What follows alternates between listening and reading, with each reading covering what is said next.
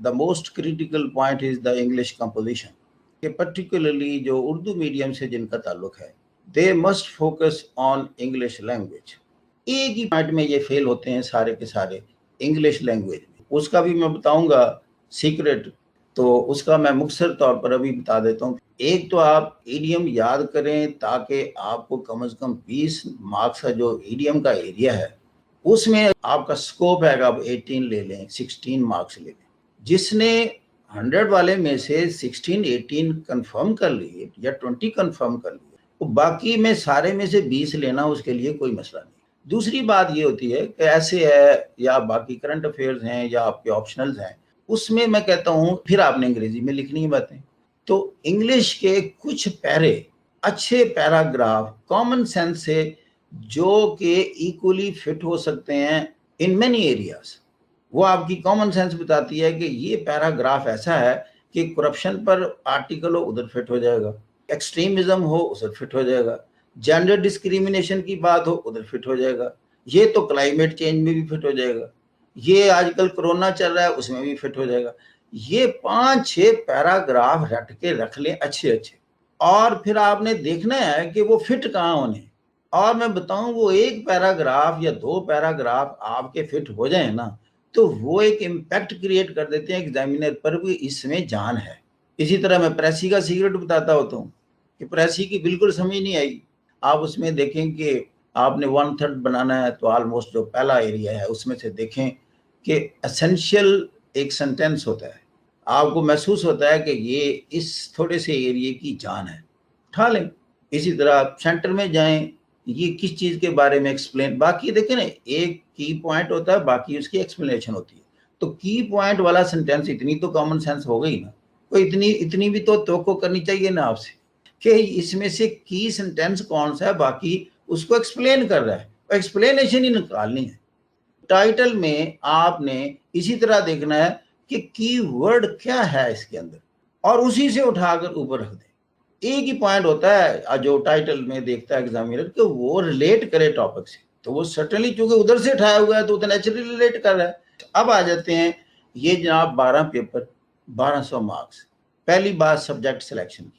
Subject selection میں بتاؤں scoring کے چکر میں زیادہ نہ پڑے. آپ دیکھیں آپ کا ایپٹیچیوڈ, آپ کو آسانی سے سبجیکٹ ہے کون سا سمجھ آ رہا ہے, آپ اس کا ایک پیج پڑھیں, ایک چیپٹر پڑھیں, سب سے اچھے مارکس اس میں آئیں گے جو آپ کا ایپٹیچیوڈ ہے, جس کو کچھ آپ کو بیک گراؤنڈ ہے یا آپ پڑھتے ہیں آپ کو سمجھ آتی ہے دماغ میں جاتا ہے.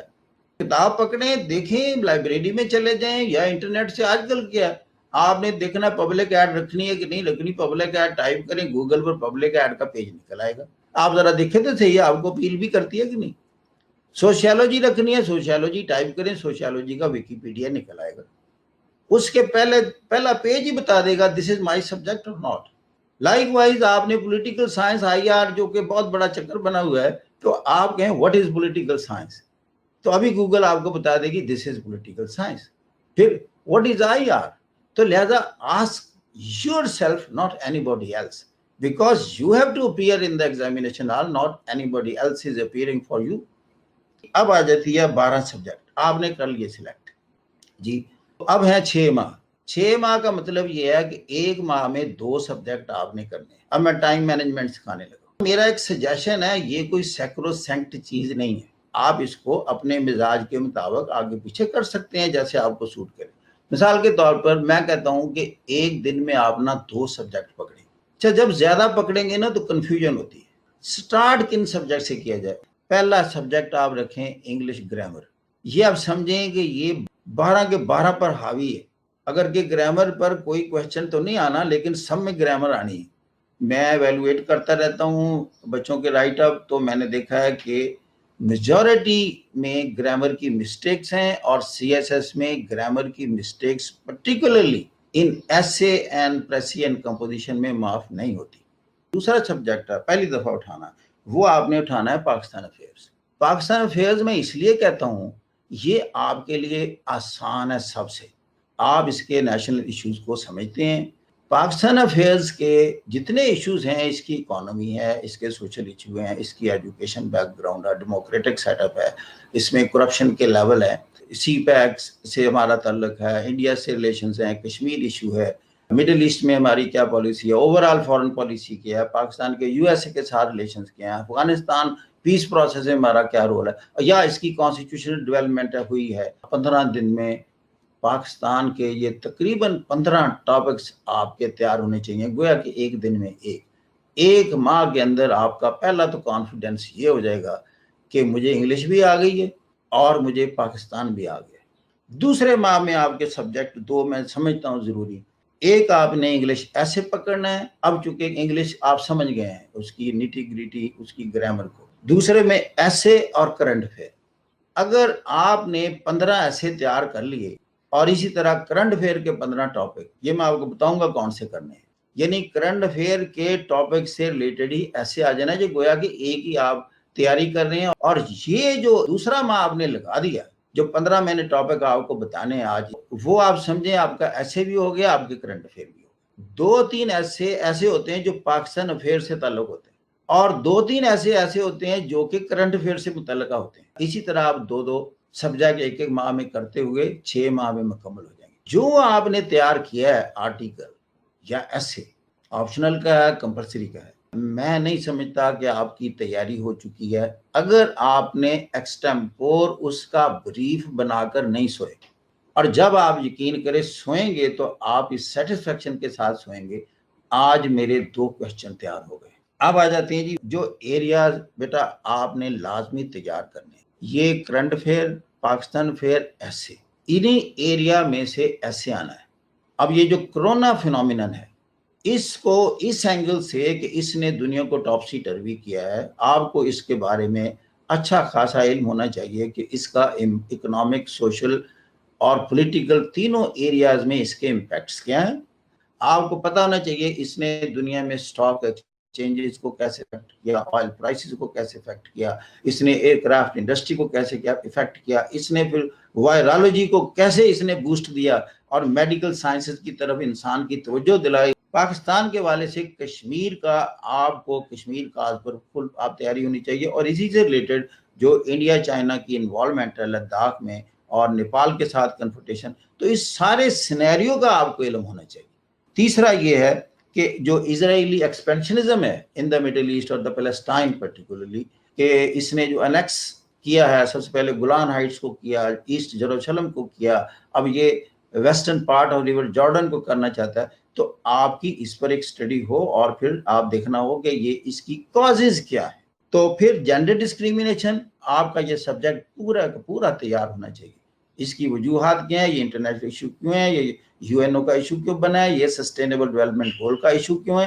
آپ جیسے میں کہتا ہوں ہر چیز کو گلوبل بیٹا کانٹیکسٹ میں تیار کرنا سیکھیں، یعنی ایون کشمیر آپ کر رہے ہیں تو فوراً آپ جائیے کہ آخر کیا وجہ ہے کہ ایسٹ تیمور میں پلیبیسائٹ ہو گیا اور ساؤتھ سوڈان میں ہو گیا اور نئے ملک بن گئے since they were the Christian countries, لیکن یہ جو ہے کشمیر اور فلسطین یہ ایسے کیسے پڑے ہیں، وائی سو۔ دوسرا پھر آپ کا جیسے جینڈر ڈسکریمنیشن رہنی ہے، یہ بہت عرصہ رہنی ہے، اسی طرح بیٹا کلائمیٹ چینج نے بھی آپ کی جان نہیں چھوڑنی، تو لہذا کلائمیٹ چینج پر بھی آپ کی فل تیاری۔ آپ دیکھیں یہ پورے سبجیکٹس بن چکے ہیں، انوائرمنٹل سائنسز وہ ساری کلائمیٹ چینج، وہ 3 پالیٹنٹس کے گردی گھومتی کہ جی ایئر پالیٹنٹ کون سے ہیں، واٹر پالیٹنٹ کیا ہے، اور سالڈ ویسٹ کون سے ہیں، تو یہی ہے، اسی کے سارے پالیٹنٹ ہیں جو انسان کو افیکٹ کر رہے ہیں۔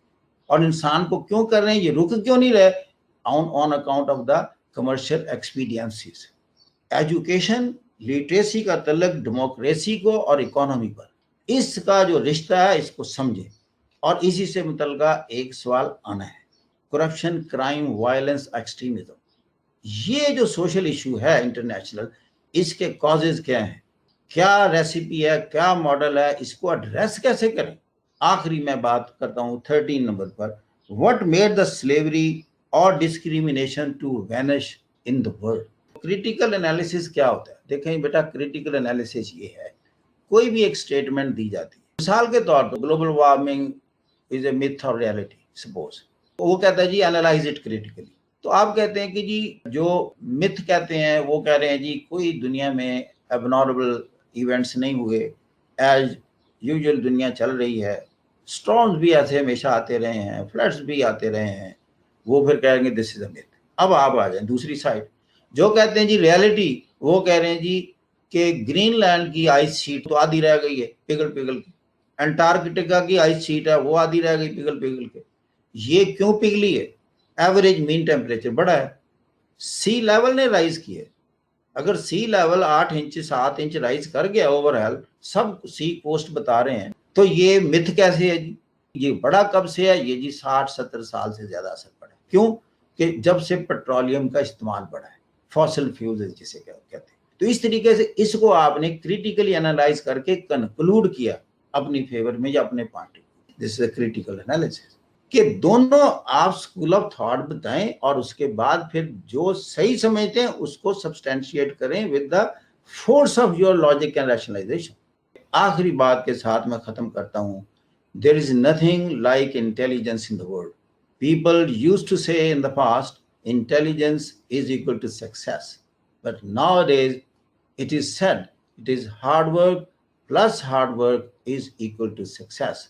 There is no shortcut to CSS. CSS is ability to compose in English language, compose logically, rationally, compose pragmatically in a global context with reasoning.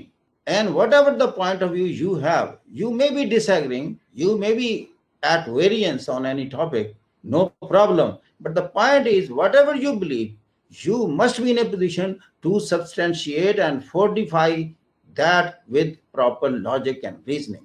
صرف دنیا میں ایک ہی چیز دیکھی جاتی ہے, اس کا لاجک اور ریزننگ کا لیول کیا ہے. Thank you very much. God bless you.